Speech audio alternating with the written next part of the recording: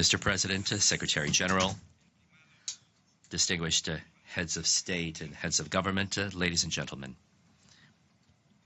It's an honor for me to be here for the very first time representing the Argentine Republic before this General Assembly. We are living in a time of great global transformations where changes are taking place at an increasingly rapid pace and is offering us new opportunities. The 21st century has placed us before an ongoing challenge, that of adapting to the new realities of global interdependence. The building of a modern international order is a constant task in which we are all protagonists. The principles of this organization guide us to promote dialogue and cooperation between our countries in order to achieve development, peace, and international security. In these 71 years of existence for the United Nations, we have seen important strides, but there's still much that is left to be done. The United Nations has proposed a horizon towards which we must move. Agenda 2030 is a path which we must all travel together. I'm very proud to represent a country which has contributed to the international legal framework, promoting progress in human rights, humanitarian law, as well as peaceful conflict resolution. We look at the Sustainable Development Goals, and we are proud of the fact that our government priorities are in line with those of international society. In Argentina, we have set three main goals for ourselves. The first goal is to move towards zero poverty. This is, in other words, creating a country with equal opportunities, where our children can be protagonists of their own future, and where every Argentine can develop his or her potential. A country such as ours, which is a major food producer, cannot allow people to experience hunger anywhere. The second goal is to defeat drug trafficking. The global drug problem, addiction, and violence associated with organized crime means that we must work together on a comprehensive agenda based on human rights and focused both on supply as well as demand. The third goal is to bring Argentinians together through dialogue, respect for the law, as well as the strengthening of democracy. Because in the 21st century, the quality of political leadership is measured by the ability to build bridges and to create trust. These are elements that every society needs to be able to function properly. Argentinians have chosen this path, that of trusting each other, that of dialogue, and speaking with truth.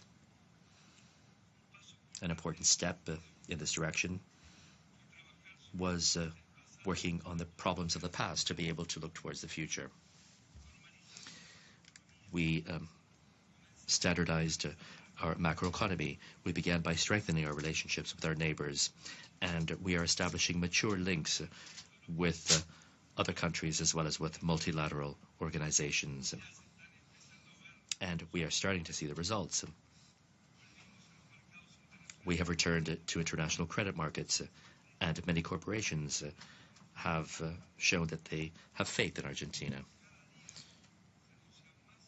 Every day there is more and more investment, which will lead to jobs and will place the country on the path to expanding our economy.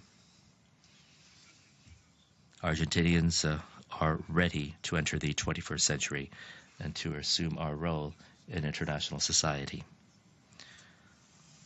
But we cannot achieve any of these goals alone. We have to work together, starting with our neighbors. I come from a region that sees itself as a common neighborhood with shared challenges. In recent years, Latin America has made great efforts to reduce poverty thanks to robust social policies and to very favorable international economic conditions. But today, the situation is different. All of our countries have seen a decline in our growth, and global trade has weakened as well. Regionally, the trade balance is less positive, and inflation is punishing those that have the least. But in Argentina, we are optimistic. We know that to grow with inclusion, Latin America has great human talent besides unequaled natural wealth. While in the world there are trends that generate concern and uncertainty, from our region we have encouraging news, such as the normalization of relations between Cuba and the United States, as well as the peace-building process in Colombia. Furthermore, we are seeing the conditions as well to establish a peace corridor from the Atlantic to the Pacific in the entire region, which will contribute to regional stability and prosperity. But the challenges of global governance in the 21st century are not exclusive to a few countries or regions. They concern all of us. We must cooperate, think globally, and act locally, but without losing sight of the first principle of this organization, which is based on the sovereign equality of all of its members. A world with more voices is a world which is more just. But that's why it's important that we continue to build a system which is based on clear rules, which reflect diversity and plurality, and which facilitates consensus. Climate change is the largest challenge facing humankind. And it's only being aware of this that we can make progress without jeopardizing our future and the future of the next generation. In Argentina, we are betting ambitiously on renewable energy to develop our potential in areas such as solar, wind, and biomass generation. We signed the Paris Agreement, and we are proud of being one of the first countries to complete the ratification process. And that is why we call upon the international society to make its greatest efforts so that soon we can see the entry into force of this agreement, which is so important for our future.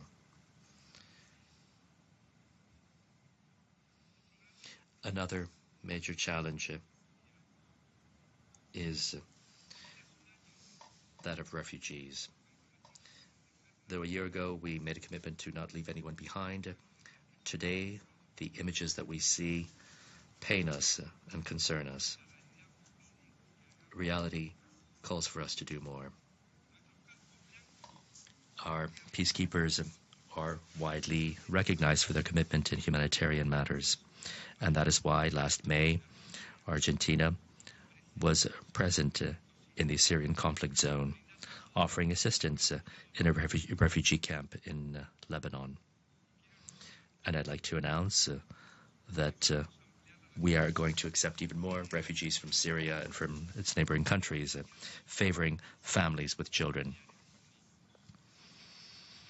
We have established a national cabinet of ministers in charge of broadening the existing humanitarian program, which coordinates ministries and government departments and addresses security measures as well as full social integration. We can gradually increase our ability to receive more people insofar as financial support, technical assistance, and international logistical support would allow.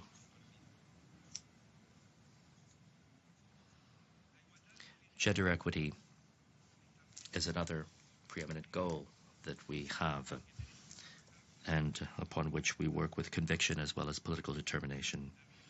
Argentina is assuming the full empowerment of women as a state policy.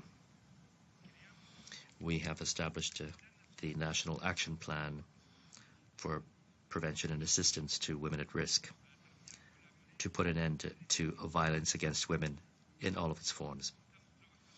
We are working with a cross-cutting approach so that women will have the same opportunities as men when it comes to the political, social, economic, and cultural life of the country. In this respect, we are grateful, and I thank you for the support that our foreign minister has received for the Secretariat of the United Nations. In the 21st century, having a woman would be a very encouraging example. When the organization was founded, countries assumed the commitment of maintaining international peace and security. However, we live in a world which is increasingly violent, where radical extremism threatens innocent people and vulnerable populations. Remember that in 1992 and in 1994, Argentina was a victim of international terrorism, with 2 attacks for which we hope to receive more international cooperation to be able to clarify events and to punish those responsible. My country condemns any group which, through its action, aims to promote terror in any part of the planet. In recent years, this phenomenon has worsened, and to stop it, international cooperation has become crucial. And that is why we have to promote development both inside and outside of our countries, because development does not stop at the border.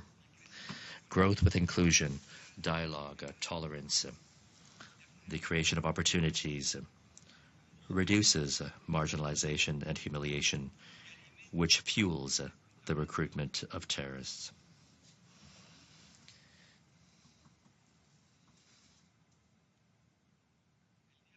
Dialogue and the peaceful settlement of disputes is the cornerstone of the foreign policy of a democratic Argentina. And that is why I reiterate our call for dialogue with the United Kingdom, as has been instructed in many resolutions of this organization, to resolve on an amicable basis the sovereignty dispute that we've had for almost 2 centuries over the Malvina Islands, the South Georgia and South Sandwich Islands, as well as the surrounding maritime area. We have given signs of interest in making progress in our bilateral relationship, which could and should be mutually beneficial.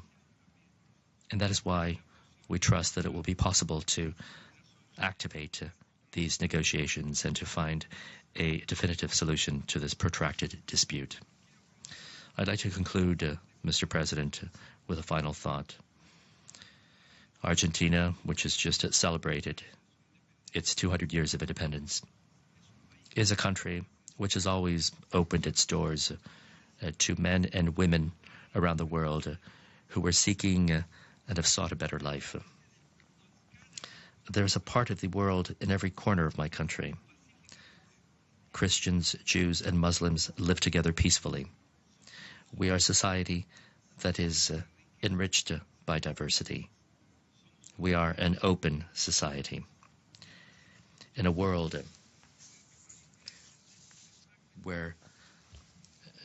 which tends to more and more fragmentation, let us tell people that they don't have to fear interdependence. We are together in this common house that we have to take care of and where we have to live in peace, as Pope Francis tells us to do. Working together strengthens us. Let us continue to build networks and to lay bridges. You can count on Argentina. We have a lot to say and a lot to do. And allow me to thank you, Secretary General, for your work at the helm of this organization. Your legacy will have very important challenges to which we must continue to devote our efforts. For years, the United Nations has shown us the importance of pursuing a vision for a better world. It is time to contribute with all of our creativity and all of our political will to make this a reality. Thank you very much.